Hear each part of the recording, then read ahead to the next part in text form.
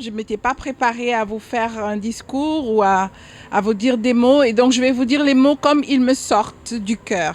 Ce sera juste des mots que je prononcerai, mais qui vont sortir du fond de mon cœur. Tout de suite, elle a parlé de No Fly Center, on a parlé des violences faites aux femmes.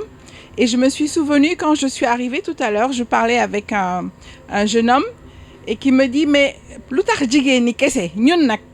et nous, les hommes, pourquoi pas nous, les hommes? Et je lui ai dit, en fait, quand on parle des femmes, en fait, on parle juste de la vie, on parle du monde, on parle des nations, on parle du développement, on parle de tout. Pourquoi? Parce que la femme est à l'origine de tout, la femme est le centre de tout. Quand la femme va bien, c'est le monde qui va bien. Et si vous regardez aujourd'hui toutes celles qui sont assises ici, que vous soyez épouse, que vous soyez mère, que vous soyez sœur, que vous soyez fille, que vous soyez grand-mère, regardez la puissance en fait que nous avons rien que pour prendre des décisions. Et je vais prendre un petit exemple tout simple. Tout à l'heure, on parlait de l'alimentation. J'avais cette jeune dame qui faisait des produits locaux, des aliments locaux. Et je me suis rendu compte qu'en fait, si nous voulons changer les choses, il faut que ça passe par les femmes. Parce que ce sont les femmes qui décident de ce qu'on mange à la maison. Ce sont les femmes qui s'occupent de l'éducation pour la plupart des enfants. Ce sont les femmes, en fait, qui sont à l'origine de tous les changements qu'il peut y avoir au niveau d'un foyer, mais au niveau même d'une nation, au niveau de toute une communauté. Et c'est pour ça que cette femme-là, on doit la chérir. Cette femme, on doit la protéger. Et je dis à ma fille, très souvent, je dis, n'oublie pas que tu es un diamant. Tu es aussi précieuse, belle, éclatante qu'un diamant, mais aussi on doit te considérer comme un cristal, c'est-à-dire que tu es aussi fragile qu'un cristal. Et je lui ai dit, qu'est-ce qu'on fait quand on a un diamant? Est-ce qu'on le prend, on le jette, on le piétine, on le tape? Non, quand on a un diamant, on le garde précieusement, on le met dans un coffre-fort et on s'en occupe. Quand on a un cristal, c'est pareil, parce que le cristal, on sait qu'il est fragile, qu'il peut se casser. On s'en occupe, on le protège. Et alors j'ai dit, nous les femmes, nous sommes aussi solides que ça, aussi solides qu'un diamant, mais nous avons aussi besoin d'être aussi protégées qu'un cristal. Parce que si nous n'allons pas bien, c'est le monde qui ne va pas bien. Donc aujourd'hui, nous sommes ici, nous parlons des violences faites aux femmes. Et récemment, j'avais fait une petite discussion justement au sein du groupe de No Fly Center. Et nous avons parlé des différents types de violences. Je ne sais pas que dans cette salle, combien de gens sont au courant qu'il y a au moins 6 types de violences faites aux femmes. Je suis sûre que très peu d'entre nous le savent. Nous avons 6 types de violences. La violence, ce n'est pas seulement taper. La violence, c'est aussi dire des mots qui blessent. La violence, c'est aussi agir sur le psychique et rendre la personne mal. La violence, c'est aussi ne pas donner le pouvoir économique à la femme pour qu'elle puisse s'en sortir. Mais la violence, elle peut même être spirituelle.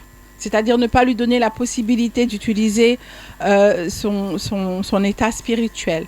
Donc la violence, c'est tout ça. C'est la violence qui peut être aussi sexuelle. Et cette violence-là, si nous ne la comprenons pas, si nous ne la connaissons pas, nous ne pourrons pas la combattre.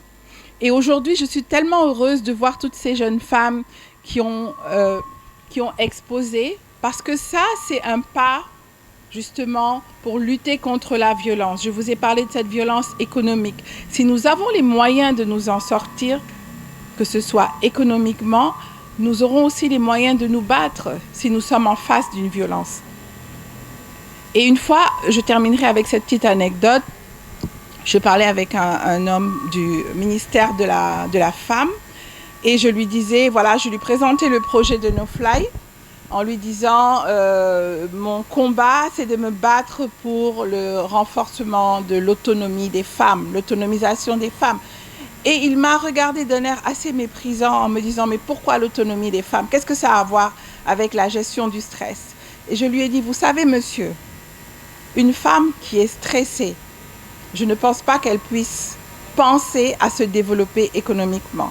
Et de la même façon, une femme qui n'a aucun pouvoir économique, si elle est en état de stress, elle n'aura aucun moyen de s'en sortir.